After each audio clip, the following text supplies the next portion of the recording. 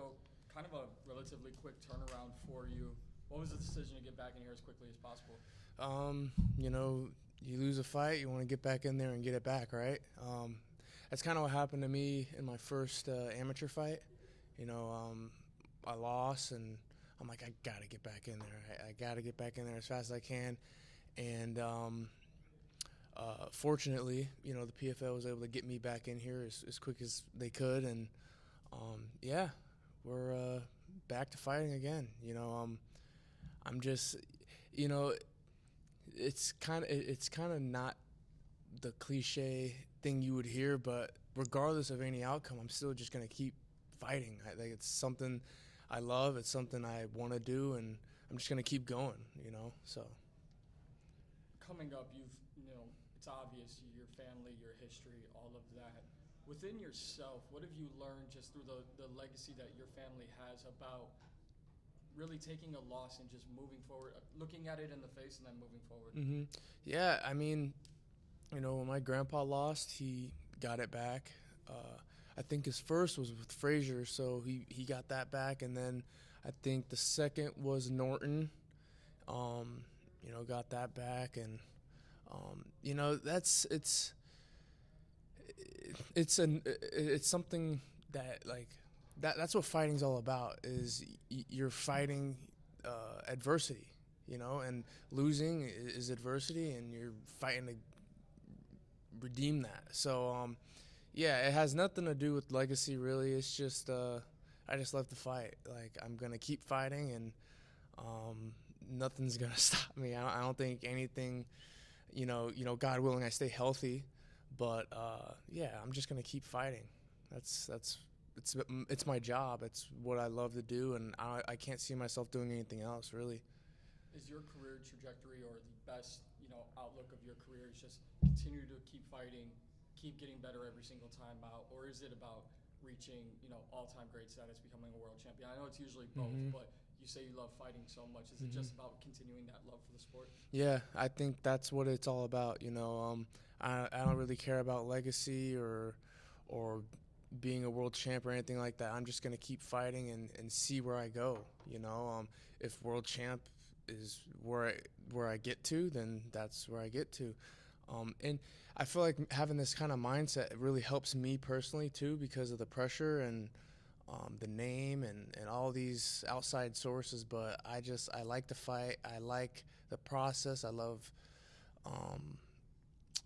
I hate the weight cut, but it's a sport. It's a job. It's something that I really enjoy competing in, and yeah, win, lose or draw. Like I'm just gonna keep going until I feel like I'm able to like take care of my family. Like that's the reason I do it. So yeah, I'm not my grandfather. I'll never be my grandfather. I never was meant to be him. I was meant to be me. So yeah, I'm just gonna keep going. I love that. I do have to ask because you just said it. The pressure you feel, is that just within yourself, or what pressure do you feel like you have, in your career? I feel like the Muhammad Ali's grandson, and you know being related to him is something that's expected of other people. People have certain expectations of you, whether it's how you are as a person or how you are even as a fighter, because he's one of the greatest to ever do it in boxing.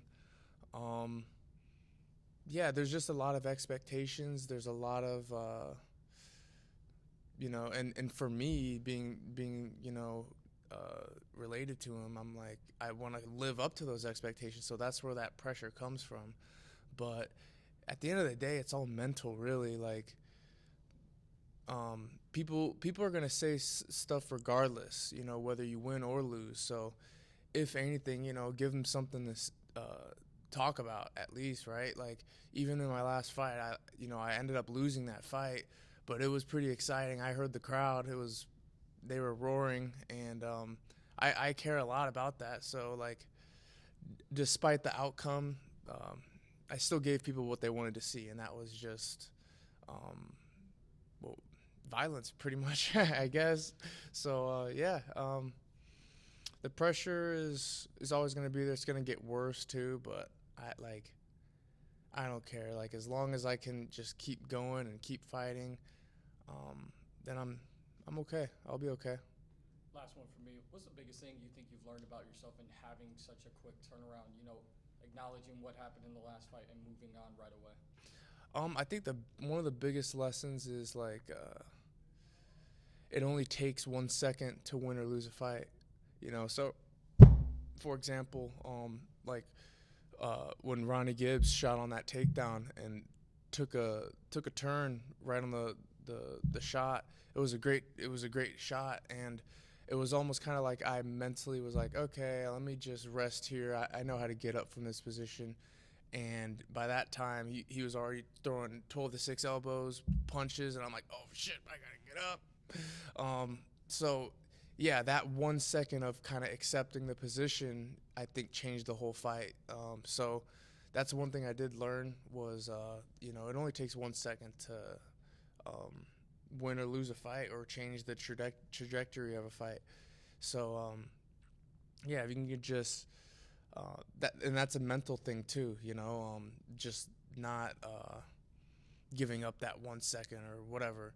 So I think that's one of the biggest things I learned from 6 weeks ago to now. So thank you.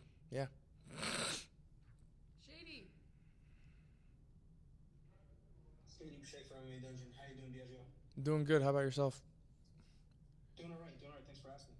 When we spoke in the lead up to your previous fight, we talked a little bit about your gym and what it's like to be in a gym like that, very notorious with some absolute killers and veterans in there. Talk to me a little bit about what that gym did for you, or what it meant in terms of coming from a loss and the veteran experience they gave you, probably in recovering, acknowledging it, turning around. What role did the gym play in that? So I fought on Friday, and I got back home, I believe Saturday night or evening, and I was back in the gym on Monday.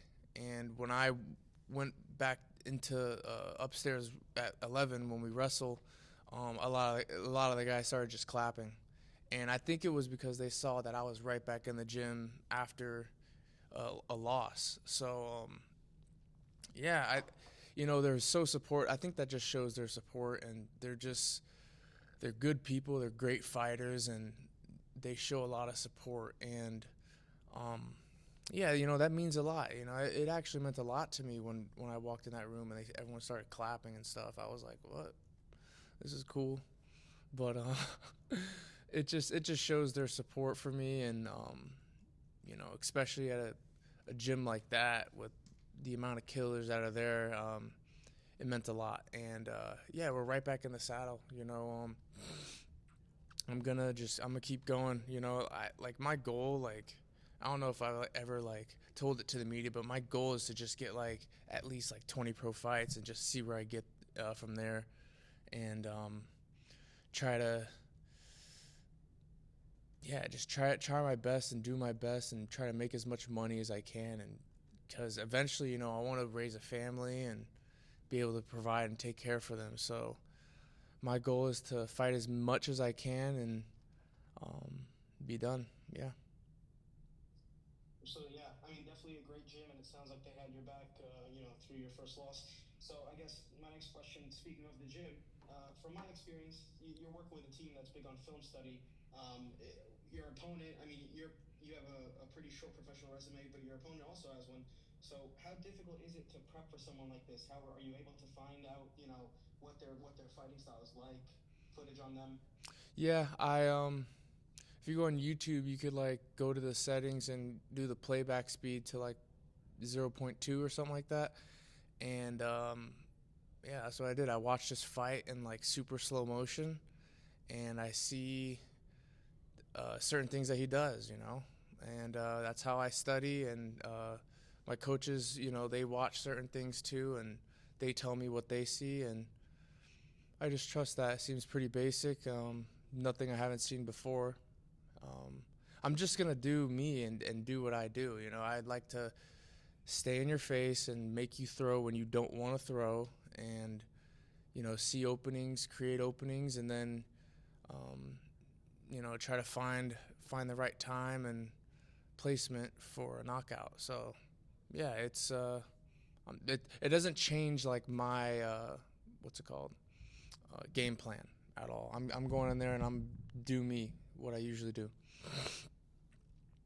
Wonderful. All right, last one for me. So, to the average viewer, it might look like this is just your fourth fight in the PFL, but you actually have a for MMA, you have a pretty extensive amateur record. Five of which of those fights are with the PFL. Hmm. So, I guess the question is, what does it mean for the PFL to have invested so much into your amateur and your professional career, and kind of have a brand like that behind your back, trying to make you a face of their company?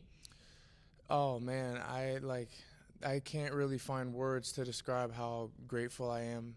Um, when I first heard the PFL reach out to my dad, I was 0-1 as an amateur, and I was so confused. I didn't know why they reached out to me. I'm like, what? Why me? And um, you know, they said they saw potential in me, and um, obviously the name's there too, so it does bring some eyes. Yeah, I can't thank the PFL more. I've met so many amazing people. Um, Tawny right here is fucking awesome. Excuse my language, but yeah, like I'm so grateful, and I couldn't be more blessed. So um, yeah, thank you, Pete. Thank you, Don. Like everybody, Ray, like everybody that believes in me, and um, especially like getting like Mike Hogan, like even getting this fight after a loss, like it's just I don't know, I can't even find words right now. So I'm super grateful, super blessed, and I'm happy to be with them. Well, hey, it seems like they are very lucky to have you, and you've had an impressive run in your amateur career, and I'm sure the same will go for the pro career. I also agree, Tanya is awesome, so best of luck this weekend. Thank you. Thank you. Lorenzo. Hey, Biaggio, it's good to talk to you again. Although it was a tough night for you last time out, you were up on the scorecards after the first round against Ronnie. Second round was a bit tougher. How good were you feeling physically right after the fight? It's crazy. Actually, going to the second round, I did not feel good. My legs were so like heavy, and it was a new feeling I had never felt before. I don't know what it was. Maybe it was like maybe I was trying to explode too much. Maybe it was like the weight cut because before that fight, I hadn't fought in like a year almost, and I was also coming down from like 193, so I was pretty big, and I gradually went down before I started like prepping for the fight, but still, like I don't know what it was. Maybe it was I don't know. So going into the second round, I didn't feel good, and maybe that's the reason I kind of like mentally accepted him taking me down and being like, oh, okay, let me just get up from here. But um, yeah, everything happens for a reason. I think that was to teach me something. I think loss stands for a lesson, and you can always learn from that, and not in just fighting, but in anything you do in life. Any kind of adversity that touches you, it's a lesson, and it's how you react to it and how you deal with it that makes you you, and could make you better. So yeah, going into the second round, I actually didn't really feel good, and of course after the fight, I didn't feel good. I was pissed, but yeah. There's a lot to the untrained eye that happens on the stool or in between rounds like that. So that feeling you're describing of, how you felt right before that second round started. Had you felt that before throughout your training or throughout your fights, either pro or amateurs, up to this point? No, I actually didn't. Yeah, it was weird. Like my legs felt like they were like 100 pounds, and even in my first amateur fight where I was like not even breathing, and I completely gassed out, I like never felt my legs feel that heavy, and I didn't know what it was. So I think it could have been the weight cut. I was pretty heavy, having to go down to 155. I was walking around 193. So yeah, I think it could be that, but again, like it could be anything. I don't have any excuses. I lost the fight. That's what was supposed to happen, and it happened. And now we're back, and now I'm gonna fight again. Awesome, and I'll end on this one, Biaggio. You're taking this fight on a pretty short window, shorter than usual. From the way you were talking earlier just now, it sounds like in a perfect world you would want to get another fight in before the year's over. What do you think? Yeah, that would be nice. Get this and then get right back in there and fight again. That would be nice. I don't know where, but it doesn't matter where. I'd like to get a fight maybe in November, like early December. That would be ideal, but yeah, if it happens, it happens. If it doesn't, it doesn't. Yeah, another fight this year would be ideal, though. I'd like to get at least, like, if I can get lucky, I'd get 3 fights a year if that's possible.